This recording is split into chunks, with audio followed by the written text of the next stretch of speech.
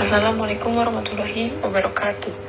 Kami dari kelompok 3 yang terdiri dari Immanuel Rivaldo Wenggi, Imela Dewi Junianto, Muhammad Chandra Pramudia, dan Wiro Bagus Baskoro Katon akan mempresentasikan tentang inovasi pemerintahan sebagai sebuah pemecah masalah dengan memperhatikan prinsip ekologi pemerintahan dan studi kasus di salah satu negara yang mengalami kehancuran akibat tidak memperhatikan dinamika keseimbangan ekologi dalam lingkungan pemerintahannya. Selanjutnya, slide kedua dan ketiga akan dibacakan oleh rekan saya, Wiro. Waktu dan tempat saya persilakan. Inovasi pemerintahan dengan memperhatikan prinsip ekologi pemerintahan. Pelayanan publik merupakan hal yang sangat penting dalam proses penyelenggaraan pemerintahan yang ada. Kualitas suatu pemerintahan salah satunya dapat dilihat dari segi pelayanan publik yang diberikan, sebab hampir setiap harinya masyarakat selalu berhubungan dengan pelayanan publik. Inovasi merupakan kunci untuk meningkatkan pertumbuhan ekonomi, daya saing daerah, dan meningkatkan kesejahteraan masyarakat. Inovasi menjadi salah satu tool dalam mengakselerasi peningkatan daya saing Indonesia. Inovasi selain diperlukan untuk meningkatkan daya saing daerah dan meningkatkan kualitas kesejahteraan masyarakat, pada dasarnya juga merupakan bagian yang tak terpisahkan dari reformasi birokrasi.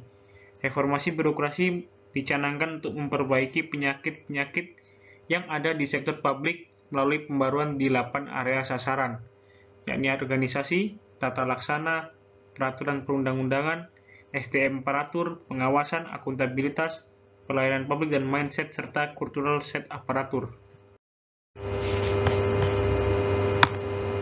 Lebih jauh lagi, inovasi sungguhnya dapat dimaknai sebagai reformasi birokrasi kontekstual. Artinya, pelaksanaan reformasi birokrasi yang disesuaikan dengan kebutuhan dan tantangan daerah setempat. Kesadaran pentingnya inovasi saat ini ditandai dengan telah diterbitkannya Undang-Undang Nomor 23 Tahun 2014 tentang pemerintahan daerah yang memberikan peluang pemerintah daerah untuk melakukan inovasi. Tepatnya, pada pasal 386 yang menyatakan bahwa dalam rangka peningkatan kinerja penyelenggaraan pemerintahan daerah, pemerintah daerah dapat melakukan inovasi. Inovasi yang dimaksud adalah semua bentuk pembaharuan dalam penyelenggaraan pemerintahan daerah yang berpedoman pada prinsip sebagai berikut, yakni peningkatan efisiensi, perbaikan efektivitas, perbaikan kualitas pelayanan, tidak ada konflik kepentingan, berorientasi kepada kepentingan umum, dilakukan secara terbuka, memenuhi nilai-nilai kepatutan, dan dapat dipertanggungjawabkan hasilnya tidak untuk kepentingan diri sendiri. Selanjutnya, slide keempat dan kelima akan dibacakan oleh rekan saya, yaitu Chandra. Waktu dan tempat saya persilakan.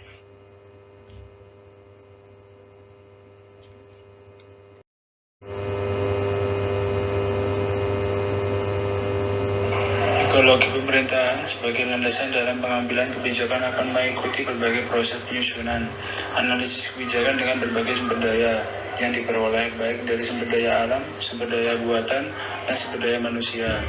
Sumber daya tersebut menjadi acuan dalam penyusunan kebijakan pemerintahan dalam membangun daya saing daerah. Perumusan sebagai proses untuk suatu kebijakan harus disikapi dengan pengetahuan yang rasional, objektif, arif, serta bijaksana. Karena bagaimanapun pemerintah daerah berjuang untuk meningkatkan kesejahteraan dan daya saing daerah dan peningkatan kualitas masyarakat. Dengan demikian, kualitas kebijakan yang baik mencerminkan penyelenggaraan pemerintahan suatu pemerintah daerah yang baik dalam penyelenggaraan keputusan. Pemerintahan yang baik bergantung pada pendekatan pengambilan keputusan secara ilmiah. Syarat pemerintahan daerah yang baik, KERAF 2002. Pemerintah sendiri tunduk kepada aturan hukum yang berlaku, adanya perangkat-perangkat kelembagaan demokrasi yang berfungsi maksimal dan efektif. Pemerintah itu sendiri benar-benar efektif dalam memerintah. Pemerintah berdiri tegak sebagai wasit dan menjaga aturan hukum.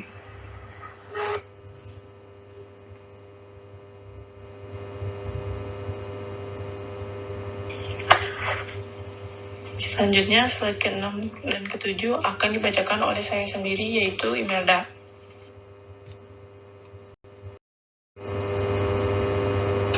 Contoh Contoh inovasi pemerintahan dengan memperhatikan prinsip ekologi pemerintahan.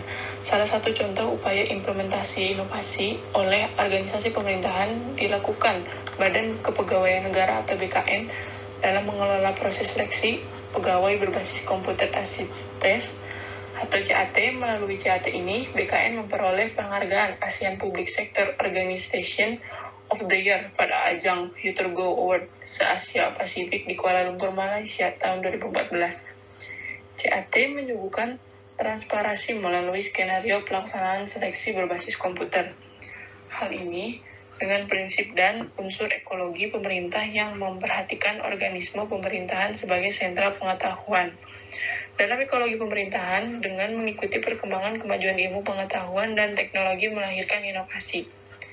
Ilmu pengetahuan dan teknologi sebagai organisme telah memunculkan paradigma baru yang inovatif dan menciptakan daya saing nasional dan daerah sebagai salah satu organisme atau ekologi dalam proses pemerintahan, yakni menuju daya saing.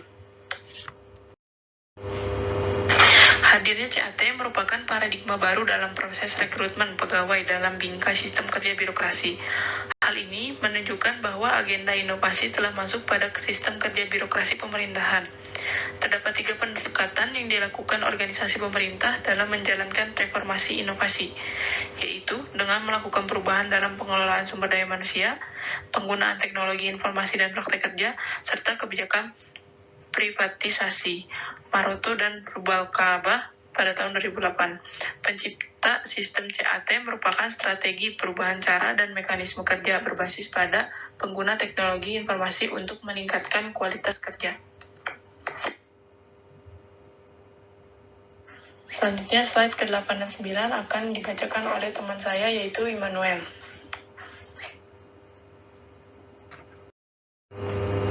Studi kasus Somalia, dahulu bernama Republik Demokratik Somali, adalah sebuah negara yang terletak di tanduk Afrika. Negara ini berbatasan dengan Djibouti di barat laut, Kenya di barat daya, Teluk Aden dan Yaman di utara, Samudra Hindia di sebelah timur, dan Ethiopia di sebelah barat. Somalia saat ini berada dalam keadaan carut-marut dengan kondisi perpolitikan yang sangat lemah. Pemerintah Somalia tidak diakui oleh dunia internasional karena kekhawatiran akan pengakuan terhadap eksistensi Somalia justru akan memunculkan tuntutan pengakuan serupa dari negara-negara yang bernasib sama, yaitu konflik antar suku yang hampir sampai pada taraf disintegrasi. Kondisi negara Somalia inilah yang kemudian disebut dengan failed state, atau negara yang sukar mencapai targetnya untuk memenuhi kebutuhan pendukungnya. Keamanan nyaris menjadi hal yang tidak ada. Ekonomi tidak berjalan, kualitas kesehatan yang buruk, dan sistem pendidikan terabaikan. Korupsi yang marak dan diperparah oleh inflasi.